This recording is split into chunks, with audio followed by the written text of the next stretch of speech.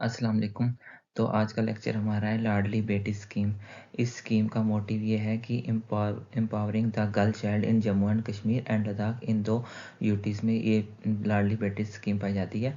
और इस स्कीम के अकॉर्डिंग क्या है कि introduction to the Ladli Beti योजना sponsored by Jammu and Kashmir government. ये जो स्कीम है ये स्पॉन्सर की जाती है जम्मू एंड कश्मीर गवर्नमेंट। और जो पैसा डालता है वो कौन डालता है, वो जम्मू एंड कश्मीर बैंक डालता है, वो हम आगे पढ़ेंगे। इसका एम क्या है, aimed at providing financial assistance to new born girl child born on और आफ्टर अप्रैल 1 2015। जो भी अप्रैल 1 2015 के बाद जो भी न्यू बॉर्न गर्ल चाइल्ड हैं वो इसके लिए एलिजिबल हैं। Scheme designed to address the declining female sex ratio and alleviate financial burdens on parents during their daughter's marriage। ये बोलते हैं कि ये स्कीम इसलिए डिज़ाइन की जाती है कि जो फीमेल सेक्स रेशियो है, मतलब फीमेल सेक्स रेशियो कम है, लड़कियों की जो पॉपुलेशन है वो कम है, उसको एक बढ़ाने के लिए, जो कम हो रही है उसको बढ़ाने के लिए। और जो फाइनेंशियल बर्डन, जो मतलब पैसों का जो बर्डन होता है पेरेंट्स पे, वो सोचते हैं कि फीमेल है तो उसको भी एक हम मतलब एक रिलैक्सेशन देने के लिए ये स्कीम बनाई गई है। नेक्स्ट स्लाइड पे चलते हैं। ओवरऑल इस स्लाइड में ये है कि लाडली बेटी योजना स्पॉन्सर की जाती है जम्मू एंड कश्मीर गवर्नमेंट में इस, और ये अप्रैल 1 2015 के बाद जितनी न्यू बॉर्न गर्ल चाइल्ड है उन पे एलिजिबल है।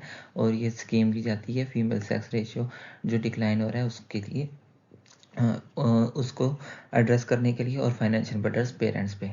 नेक्स्ट स्लाइड है। इस लाडली बेटी स्कीम के दो फेजेस होते हैं। एक फेज़ 1 में उन्होंने बोला है कि रेकरिंग डिपॉजिट फॉर 14 ईयर्स, 14 साल तक आपको रिकरिंग डिपॉजिट मिलेगा। जैसे कि कितना मिलेगा, monthly contribution of ₹1000 made by the J&K government. 1000 rupees आपको मिलेंगे, उस आपको नहीं, उस बेनिफिशरी को मिलेंगे, उस गर्ल को मिलेंगे 1000 रुपीज़ 14 साल तक।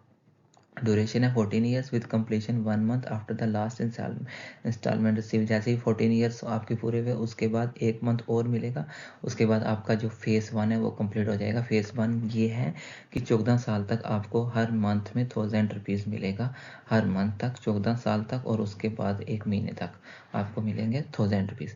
जैसे आपके 14 साल पूरे हो गए फिर आपका फेज़ सेकंड शुरू हो जाएगा। फेज़ सेकंड है कम्युलेटिव टर्म डिपॉजिट CCR बोलते हैं इसको, और ये 7 साल तक होगा। 14 के बाद 7 साल आपका फेज साइकिल स्टार्ट होगा, और टोटल ये 21 ईयर्स का तक हो जाएगा। इस 7 ईयर्स में क्या होगा, begins after the completion of fund. जैसे ही फेज फर्स्ट खत्म हुआ तो ये सेकंड हो जाएगा, जिसकी ड्यूरेशन 7 ईयर्स है with interest accord on the deposit amount. इस 7 ईयर्स में जितना भी पैसा आपको 14 साल में बना है, 1000 रुपीज़ सबमिट मतलब 1000 रुपीज़ आपके अकाउंट में आता रहे 14 ईयर्स तक, तो वो पूरा सम करके उसका उस पर आपको इस पर इंटरेस्ट मिलेगा फेज सेकंड में 21 ईयर्स तक। नेक्स्ट स्लाइड है। Recurring deposit amount under this scheme shall be opened by the natural। ये कुछ फीचर्स हैं इसके आगे। Recurring deposit account under this scheme shall be opened by the natural or legal guardian of the girl child। मतलब ये account कौन खोल सकता है, ये अकाउंट वो खोल सकता है जो उस मतलब जो गर्ल है वो 2015 के बाद जिसका बर्थ हुआ है उसके यानी जो असली लीगल, या तो उसके पेरेंट्स हैं या उसके गार्डियन है, मतलब जो उसकी केयर करते हैं वो, मतलब जो उसको पाल रहे हैं वो ये अकाउंट खुलवा सकते हैं उसका। एक contribution of ₹1000 per month will be made by the J&K government. और हाँ, कौन सा बैंक ये पैसे डालेगा, और ये डालेगा J and K bank government, J and K bank government डालेगा। From the birth of the girl child account opening for the next 18 years a total of ₹168,000 only will be contributed जाती। जब भी आपने अकाउंट खुलवाया या तो उस दिन से आगे 14 साल तक, या फिर जिस दिन उसकी बर्थ हुआ है उससे, जो भी आपने आपने पहले जब अकाउंट खुलवाया, जिस दिन भी आप खुलवाया, अगर 2015 का बर्थ है तो उस से आगे 14 साल तक, या फिर अगर आपने लेट अकाउंट खुलवा रहे हो तो उससे आगे 14 ईयर्स तक आपको मिलेगा। 168,000 में पूरा टोटल सम होगा 14 ईयर्स तक। ये कौन देगा, यूटी देगी, दोनों UTs Ladakh and Jammu and Kashmir, इन दो यूटीज में ये एप्लीकेबल है। No credits other than monthly contributed of ₹1000 by J and K government is to be allowed in phase 1। Phase 1 में इस 1000 रुपीज़ के अलावा और कोई क्रेडिट आपके इस अकाउंट में नहीं जाएगा। After the maturity of phase 1 recurring deposit account, the account will graduate to phase second। जैसे एक फेज खत्म हुआ तो वो सेकंड फेज शुरू हो जाएगा, ये बता दिया मैंने। नो पार्शियल ड्रॉज और foreclosure will be allowed under any circumstances during any phase. कोई भी मतलब आप ऐसा नहीं हो सकता कि आपको क्या पैसे चाहिए आप निकलवा सकते हो, इसमें से आपको विदड्रॉ नहीं कर सकते पैसे। Maturity benefits under this scheme will be paid to the beneficiary on completion of 21 years of age or 21 years after the installment or 85 months after that। मतलब कि आप मैच्योरिटी तब जब आप इस स्कीम के 21 साल आपने पूरा कर लिया, 14 साल फेज़ 1 और 7 साल फेज़ सेकंड में, 21 साल के बाद आप ये पैसा निकलवा सकते हो। और इस पैसे या तो आप पैसा निकलवा लो या फिर मर्जी है उस लड़की की, जो वापस बैंक में भी री इन्वेस्ट कर सकती है, मतलब उसमें वहाँ से इंटरेस्ट ले सकती है वापस, उसके आगे उसकी मर्जी है वो जो भी करना चाहे।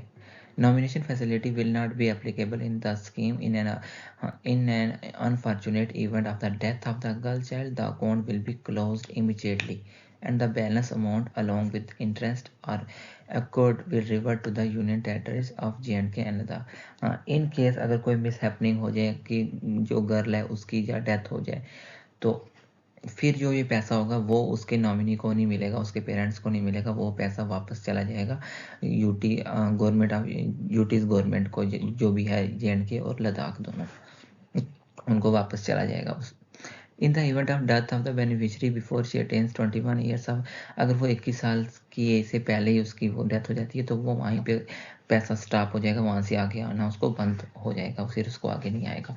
और वो जितना पैसा डिपॉजिट हुआ है टिल डेट तक वो वापस यूटीज की गवर्नमेंट को चला जाएगा वापस।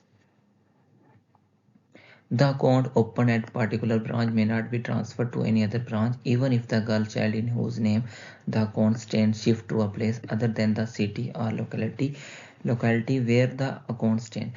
हाँ, इसमें अगर आप किसी एक ब्रांच में आपने अकाउंट खुलवाया है ये, तो फिर आप उस अकाउंट को शिफ्ट नहीं कर सकते कि हम दूसरे ब्रांच में खुलवा, वो उसी अकाउंट उसी ब्रांच में रहेगा वो। The beneficiary parent or guardian of beneficiary shall produce a life certificate of the beneficiary girl child certified by the gazetted officer or by the principal of school college where she is enrolled before the concerned bank branch after every 3 years and at the time of maturity। हाँ, आप जो भी इस beneficiary मतलब जो लड़की का parent होगा, जो उसका गार्डियन है, उसको क्या करना है, हर 3 साल के बाद उसकी जो लाइफ सर्टिफिकेट है कि वो जिंदा है वो, और जहाँ पे वो इनरोल है, जहाँ पे वो पढ़ रही है, वहाँ से वो बनवा के देना है कि ये लड़की ज़िंदा है और यहाँ पे ये पढ़ रही है।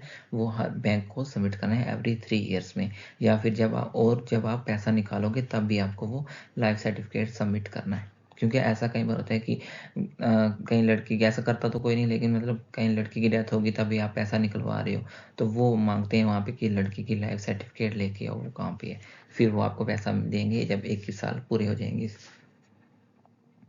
As the scheme is aimed at household having an annual income of less than 75,000, TDS shall not be deducted as long as the guardian beneficiary furnishes from 15G per 15H every year and has a valid PAN।